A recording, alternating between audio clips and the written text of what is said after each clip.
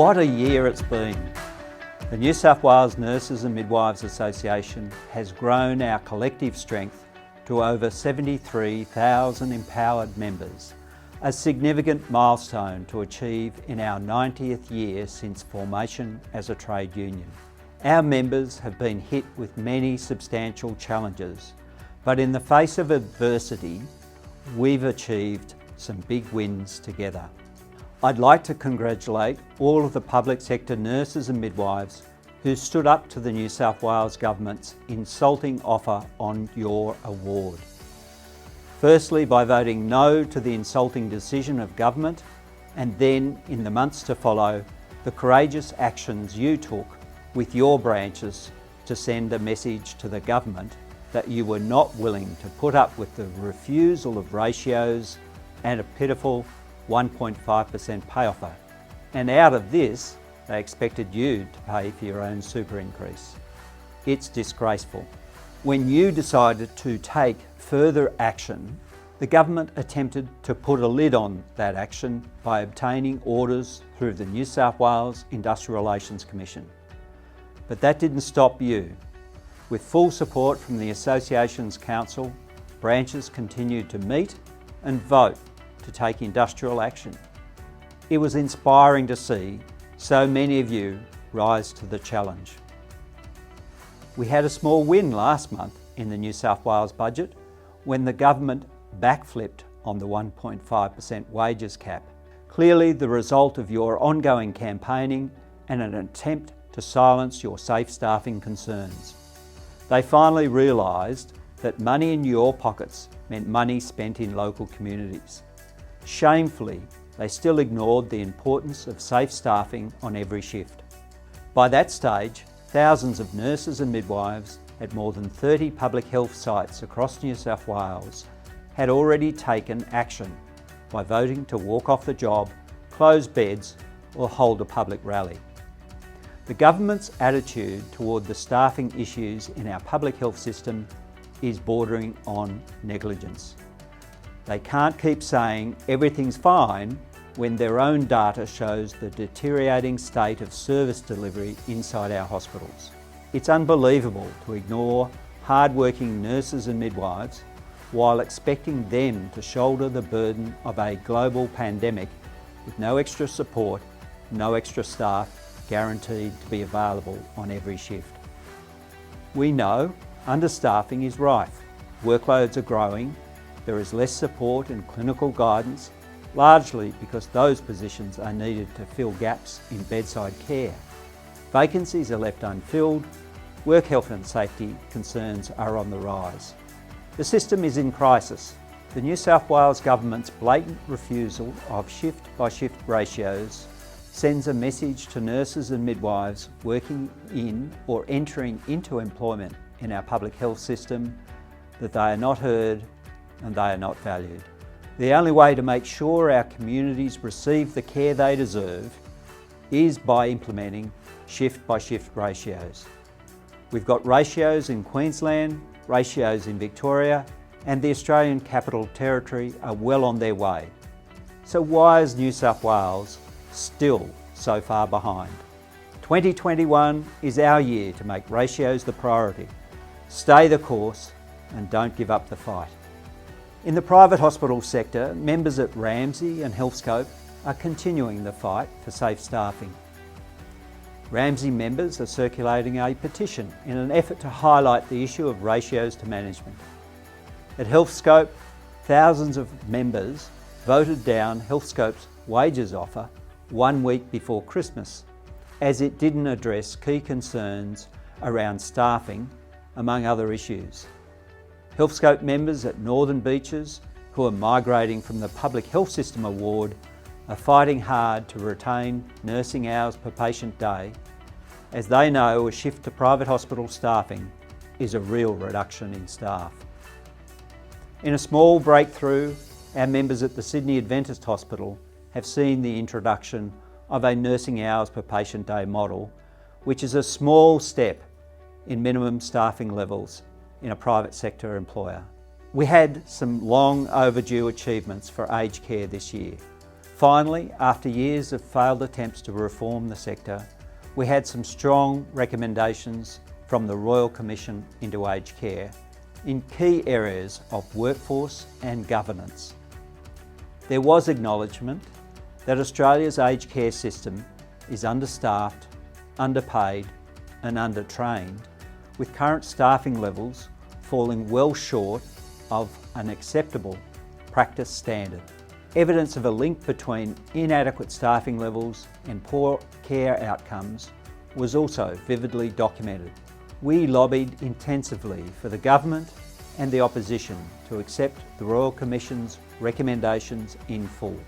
Perhaps most rewarding was the moment both the federal government and the opposition publicly supported minimum staffing standards in aged care. From 2023, providers will be required to deliver at least 200 minutes of care a day to each resident, including 40 minutes of care delivered by a registered nurse. Providers will also have to publicly disclose staffing levels and care minutes for residents in their facilities. These are underpinned by values and policy recommendations that the Australian Nursing and Midwifery Federation and the Association have been advocating for in our Ratios campaign. These reforms are a huge improvement and may not have been possible without the commitment from our members and the community to our campaign. We were also pleased to see an acknowledgement that the 1997 Aged Care Act, introduced by the Howard government, has failed, with a promise by the Morrison government to review and redraft the Act. The 1997 legislation gives providers the power to decide what adequate staffing numbers are and what qualifications are needed, and that allows them to use taxpayers' funding for their own advantage. It also led to the replacement of nursing staff with unregulated care workers.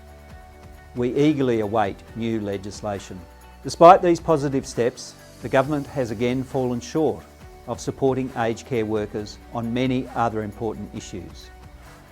There is no requirement for a registered nurse to be on site 24/7 as recommended by the Royal Commission. Instead, residents will only receive a minimum of 16 hours of RN supervised care, showing a complete disregard of the need of the clinical expertise on afternoon or night shift. Our long-running campaign for RN 24/7 continues. Yet another New South Wales Upper House parliamentary inquiry has supported our calls, and the New South Wales government is stuck in status quo of only applying the requirement to some, not all aged care facilities, a testament to their paralysis on protecting New South Wales' frail aged care citizens in residential care. I expect they will oppose legislation proposed by the Crossbench and Labor to fix this shortfall. We also have no agreement from the federal government to raise the mandated minimum staff time as recommended by the Royal Commission, which prevents a standard level of high quality care being delivered. Instead, we're likely to remain at an adequate 3-star level. The ANMF and our goal is a 5-star quality service to our aged.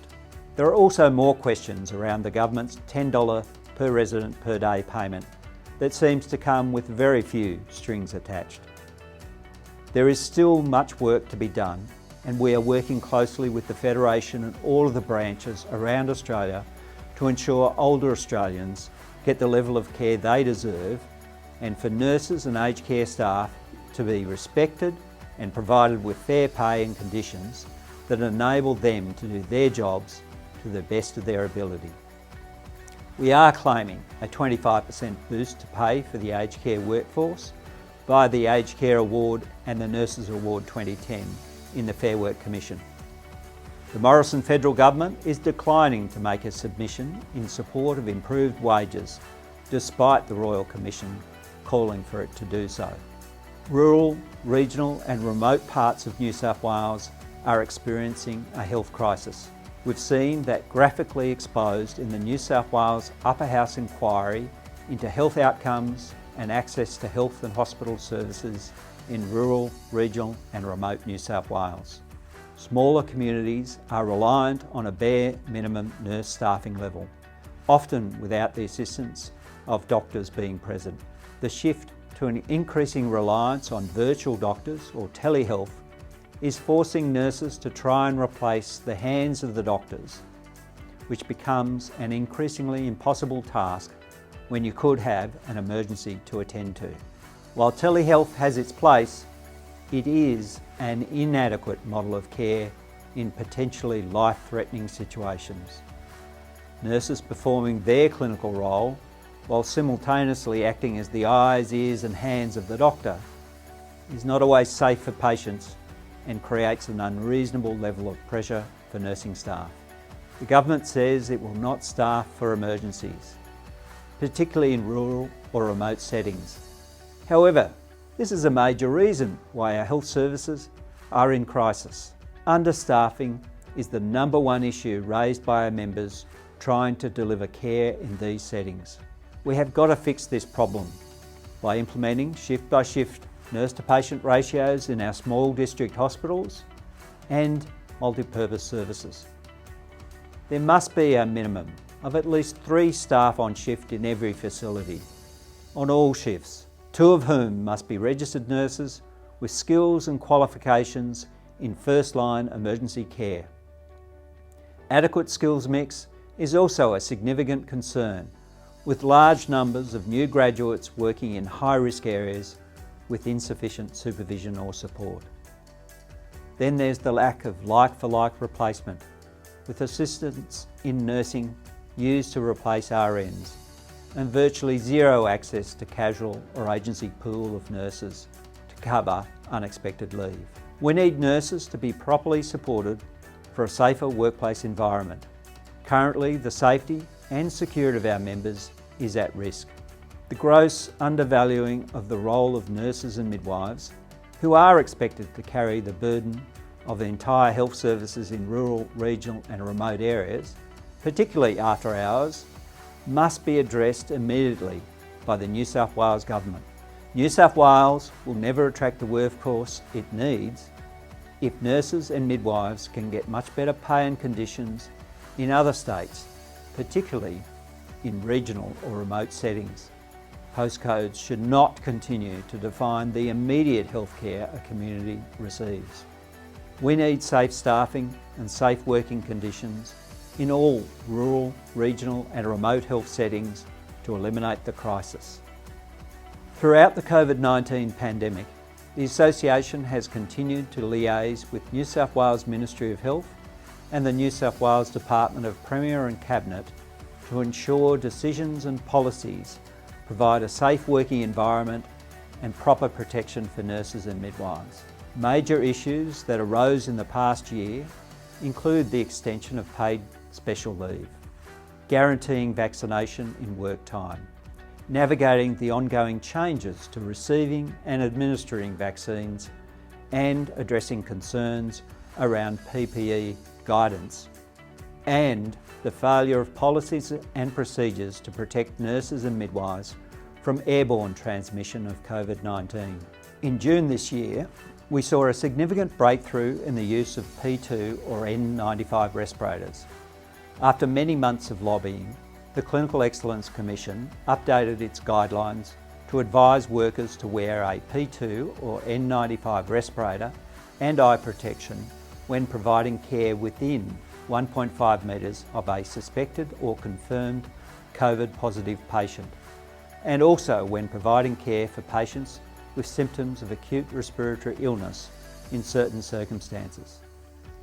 In addition to this, new national recommendations now state people wearing P2 or N95 respirators must be fit tested.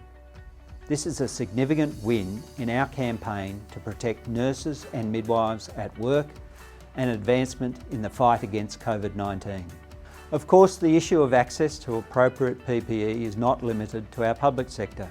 Private hospital members from Lake Macquarie Private took action, prompting a safety inspection that led to a fit testing program expanding across all Ramsay hospitals by April 2021. A significant outcome for the thousands of nurses and midwives working for Australia's largest private hospital operator.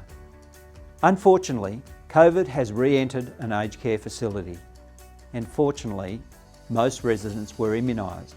But once again, it highlighted the difficulties for aged care workers getting access to vaccination. This has been a very clear failure of the federal government, which is now trying to cover up that failure by blaming the workers, jumping to the conclusion that compulsory vaccination will fix the problem. Unfortunately, it's likely to create more problems than it fixes. A big thanks to all of the aged care members who keep on delivering the care to our aged, despite the daily adversity, and also thanks to the public health members who have volunteered to go in and provide support in crisis periods. Congratulations to all the nurses and midwives who stood up for their own safety and the safety of their patients or residents across all sectors. There's no doubt this has been one of the toughest years many of us have had to endure, and clearly the challenges are far from over. Despite the significant pressures, our collectivism has made us stronger. Stay the course and keep up the fight. I want to finish by acknowledging the hard work undertaken by our branch officials, our member leaders, and all of our staff who have taken on the year's challenges and continued the important work of the union, much of which cannot be captured in any one report, when literally thousands of members have been given direct assistance by branch officials or by members of our teams at the union. I thank all of you for what you have done and keep doing as we remain union strong.